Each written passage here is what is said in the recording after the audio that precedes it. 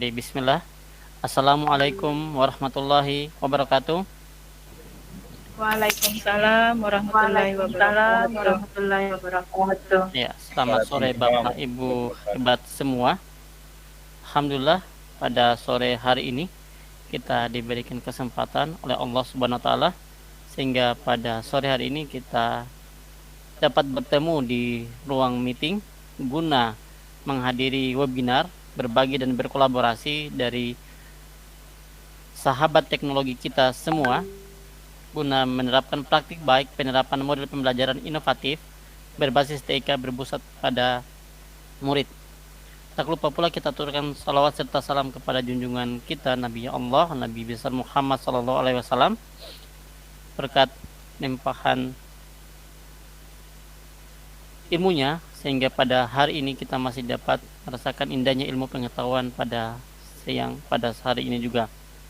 Baik Bapak Ibu guru sekalian, sebelum kita memulai webinar kita kali ini, marilah kita mengucapkan bersama-sama ucapan basmalah agar proses jalannya kegiatan kita pada hari ini dapat berjalan dengan baik dan lancar sehingga apa yang kita serap dari materi-pemateri hebat kita dapat terserap dengan baik.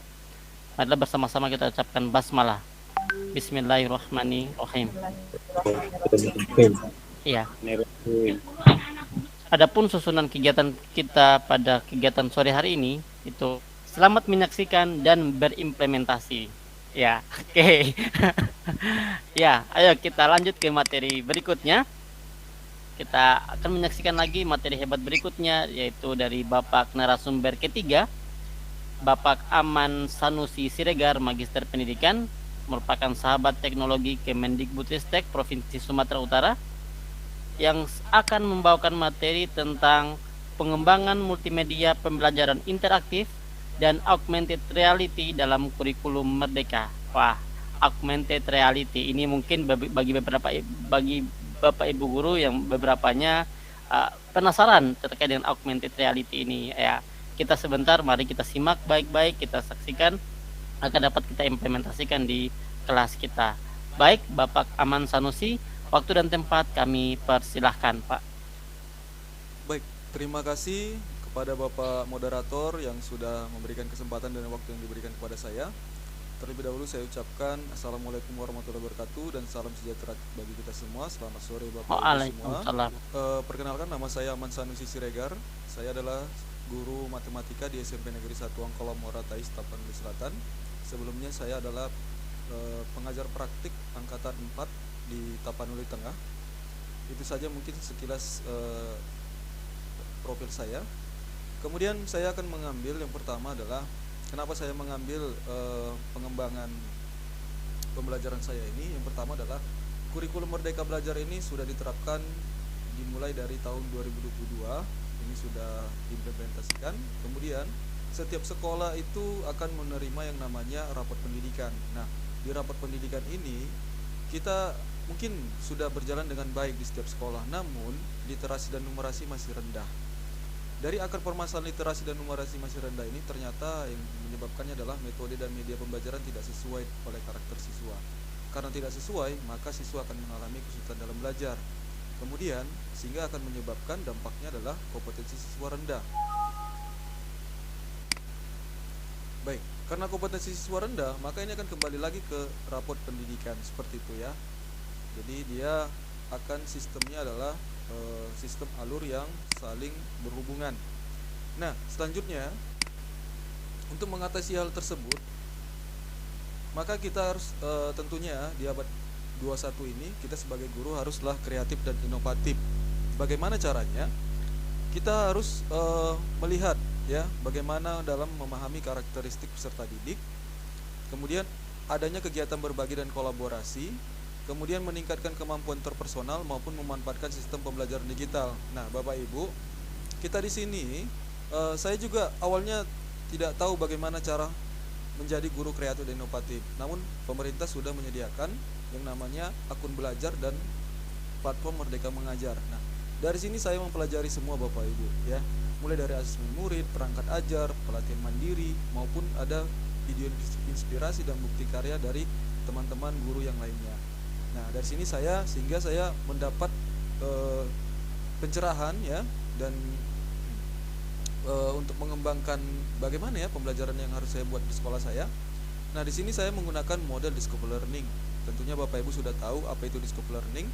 Discovery learning ini adalah mengajak anak-anak aktif dalam menganalisis dan memecahkan masalah yang dihadapi dengan menemukan dan menyelidiki sendiri. Nah, ini ada sintaks yang bisa Bapak Ibu lihat ya.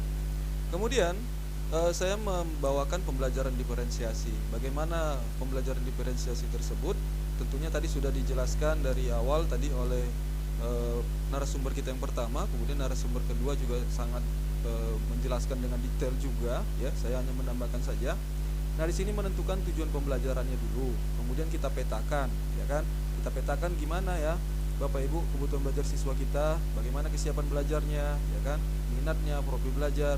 Tentunya kita harus siapkan dulu. Kalau anak tidak siap, anak tidak berminat dalam belajar, dan anak tidak kita tahu karakternya bagaimana, maka ini tidak akan bisa kita laksanakan. Tujuan pembelajaran tidak akan selesai gitu. Ya percuma kita mengajar, tapi pasti ujung-ujungnya kan kita mengharapkan apa akhir dari pembelajaran tersebut. Nah, kita tentu akan menentukan strategi dan alat penilaian yang digunakan. Nanti saya akan menentukan strategi dan penilaian yang saya gunakan. Kemudian tentunya nanti akan ada diferensiasi konten dan proses maupun produk. Baik, ini saya perlihatkan saja ya Bapak Ibu, karena tadi sudah dijelaskan oleh narasumber pertama juga ya kan, bagaimana menyiapkan belajar siswa, bagaimana menciptakan minat belajar siswa, profil belajar siswa ya kan. Kita harus tahu apakah siswa itu gaya belajarnya yang sendiri, berpasangan, kemudian apakah dia bersifat auditori, visual, kinestetik. Nah, itu semua harus kita lakukan Bapak Ibu. Bagaimana caranya? Itu ternyata kita harus diagnostik terlebih dahulu ya. Kita harus lihat dulu kemampuan awal di mana, seorang anak itu bagaimana ya kan. Apakah anak itu mau dia bekerja sama dengan orang lain gitu. Sedangkan kita saja Bapak Ibu, kalau saya pribadi, saya ketika belajar tidak boleh terganggu oleh kebisingan, tidak boleh ada teman yang apa gitu ya, atau suara-suara lain. Nah, begitu juga lah kita harusnya terapkan kepada anak siswa kita, murid kita. Kita harus lihat anak itu yang bagaimana gitu ya. Baik, selanjutnya saya membuat pembuatan multimedia pembelajaran interaktif ini. Saya perkenalkan terlebih dahulu. Ini ada 6, tapi di luar dari sini juga ini pada umumnya ya, seperti Lumi tadi itu nambah wawasan kita juga ya, ada pembelajaran menggunakan Lumi. Nah, kalau ada Bapak Ibu yang mungkin ada referensi dari sini juga silahkan ya. Di sini mungkin pada umumnya ada PowerPoint ya, kemudian Canva, Google Slide, Google Site ya, Articulate Storyline, dan aplikasi Smart Apps Creator. Di sini saya menggunakan Google Site Bapak Ibu. Nah, dalam membuat Google Site ya, kenapa saya pilih menggunakan Google Site? Karena ini pembelajaran yang sangat mudah Bapak Ibu, sangat gampang. Kita bisa komunikasikan teks, gambar, video itu dalam satu wadah. Ini adalah tampilan dari bentuk multimedia pembelajaran interaktif saya. Kita bisa review singkat saja ya Bapak Ibu ya.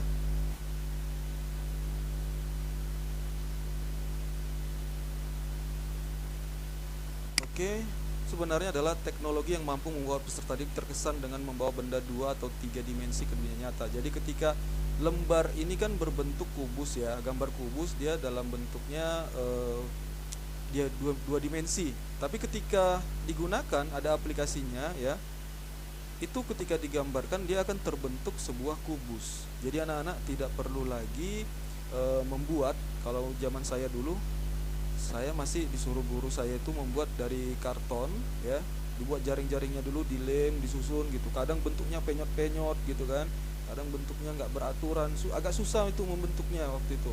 Harus keras dia apanya ini, kertas itu harus tebal.